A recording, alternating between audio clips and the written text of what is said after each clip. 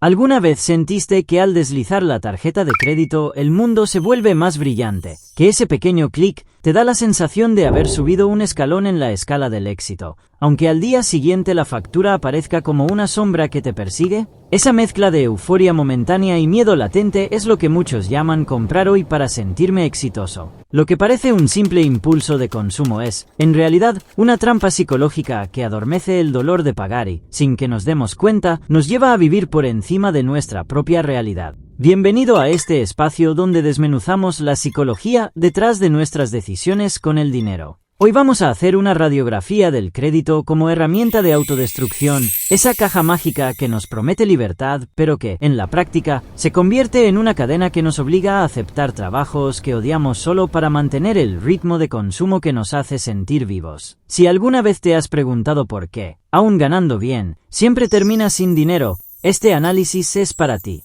Empecemos describiendo el perfil típico del que se endeuda para sentirse exitoso. Imagina a Laura, una joven profesional que, al recibir su sueldo, dirige de inmediato una parte importante a diversión. Su primera compra del mes es un par de zapatillas de marca que, según ella, reflejan mi estatus. Cada vez que abre la app del banco ve una barra de progreso que avanza con cada gasto, y la sensación de haber subido un peldaño es tan real que se olvida del saldo que realmente tiene. La lógica interna de Laura suena más o menos así: si no muestro que puedo comprar, ¿qué pensarán mis amigos? ¿Será que estoy quedándome atrás? Esa pregunta se repite como un mantra, y la respuesta que busca está en la tarjeta que parece no tener fin. El patrón se repite una y otra vez. Cada vez que Laura recibe su paga, la primera línea del presupuesto es gastos de imagen. La tarjeta de crédito actúa como una especie de cortina de humo que desvanece la realidad del dinero disponible. Al ingresar el número, el cerebro libera dopamina, esa sustancia que nos premia por la novedad y nos hace olvidar momentáneamente la cuenta atrás que se está cargando en el fondo. Es un proceso automático, casi instintivo, que nos lleva a asociar el acto de comprar con la idea de haber ganado, aunque la factura llegue y nos recuerde que el precio real es la deuda que se acumula. Detrás de este comportamiento hay varios mecanismos psicológicos. Primero, el sesgo de confirmación. Buscamos pruebas que justifiquen nuestras decisiones y descartamos cualquier señal de alerta. Si la tarjeta nos permite comprar, nuestro cerebro interpreta eso como una señal de que merecemos ese gasto. Segundo, la necesidad de pertenencia social. Vivimos en una cultura donde el consumo visible se transforma en un símbolo de estatus, y la comparación constante con los demás genera una presión invisible que nos empuja a consumir más para no sentirnos inferiores. Tercero, la gratificación instantánea. En un mundo donde todo está a un clic de distancia, la espera para recibir una recompensa se vuelve insoportable, y la tarjeta elimina esa fricción, entregándonos la satisfacción al instante. Todo esto lleva a una consecuencia financiera que a menudo se subestima.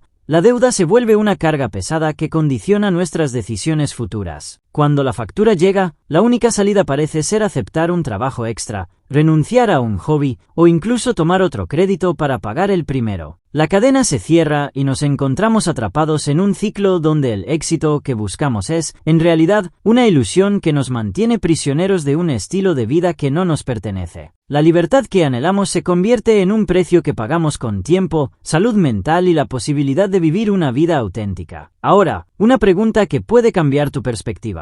¿Qué pasa si el verdadero problema no es la falta de dinero, sino la creencia de que el crédito equivale a riqueza? Esa creencia errónea es la raíz de la mayoría de los hábitos de endeudamiento que observamos. Cuando entendemos que la tarjeta es solo una herramienta, y que el verdadero valor está en la capacidad de decir no a un gasto que no aporta a nuestro bienestar, la puerta a la libertad financiera se abre. Aquí es donde entra la primera pausa para reflexionar. Si alguna vez te has sentido identificado con Laura, cuéntame en los comentarios qué compra te ha hecho sentir exitoso aunque después te haya dolido pagarla. Tu historia puede ayudar a otros a ver la trampa antes de caer en ella. Continuemos con una revelación que suele pasar desapercibida. La deuda no es solo un número negativo en la cuenta, es un síntoma de hábitos mentales heredados, de patrones que aprendimos en la infancia al observar cómo el dinero se usaba como recompensa o castigo. Cuando esa programación interna no se cuestiona, cualquier oferta de crédito se vuelve una tentación irresistible, porque el cerebro ya está programado para buscar esa gratificación inmediata. Romper ese ciclo requiere primero reconocer la señal, luego crear una fricción consciente antes de usar la tarjeta. Esa fricción puede ser tan simple como esperar 24 horas antes de confirmar la compra, o tan estructurada como separar una cuenta exclusivamente para gastos imprescindibles y otra que nunca se conecte al crédito. En los próximos minutos vamos a explorar cómo pequeñas decisiones diarias pueden desmontar esa cadena y devolverte el control sobre tu vida financiera. Pero antes de seguir, si esto está resonando contigo y te está abriendo los ojos, suscríbete y dale like para que sigamos profundizando en estos temas. La verdadera libertad empieza cuando dejamos de usar el crédito como una muleta emocional y empezamos a usarlo como una herramienta real, bajo nuestras propias reglas. Seguimos con la parte práctica, donde veremos pasos concretos para crear esa fricción, como automatizar un pequeño ahorro que no pase por la tarjeta y, sobre todo, cómo redefinir la relación emocional con el consumo para que el éxito que buscas sea auténtico y sostenible. La clave está en cambiar la narrativa interna, de necesito comprar para sentirme valioso, a mi valor no depende de lo que poseo.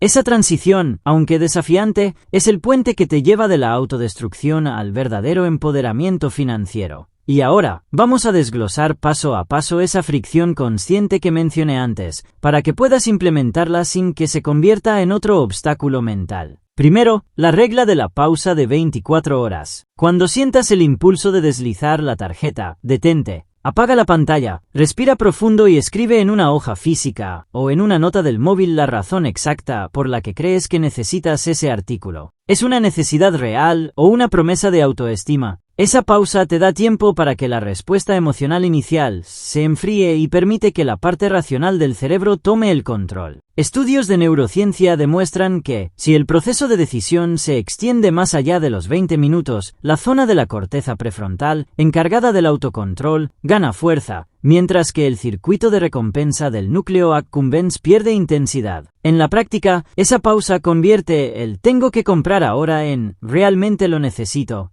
Si después de la pausa la respuesta sigue siendo un rotundo sí, entonces puedes proceder, pero con la certeza de que no estás actuando bajo la presión del estrés inmediato. El segundo punto es crear una barrera física entre tus ingresos y la tarjeta. Abre dos cuentas bancarias distintas, una para gastos fijos, como alquiler, servicios, alimentación y transporte, y otra exclusivamente para gastos discrecionales, esa que solo usarás cuando hayas transferido a mano una cantidad limitada de dinero proveniente de la cuenta de gastos fijos. Esa transferencia debe hacerse al inicio del mes, con una cifra que represente el porcentaje que te sientas cómodo gastar, sin poner en riesgo tus compromisos esenciales. Al separar los fondos, eliminas la ilusión de que el crédito es dinero disponible. En realidad, cada compra se convierte en un movimiento de dinero real que ya está en tu bolsillo, no en una promesa futura. El tercer hábito que transforma la relación con el consumo es el registro diario de gastos, pero no como una lista aburrida, sino como un diario de emociones. Cada vez que anotes una compra, escribe también cómo te sentiste antes, durante y después del gasto. Con el tiempo, notarás patrones. Tal vez descubras que compras ropa cuando te sientes inseguro ante una reunión social, o que adquieres gadgets cuando buscas una distracción después de un día estresante. Esa autoconsciencia es la llave que abre la puerta a la reprogramación mental. Cuando identificas la causa subyacente, puedes buscar alternativas que satisfagan la misma necesidad sin recurrir al crédito. Por ejemplo, una charla con un amigo,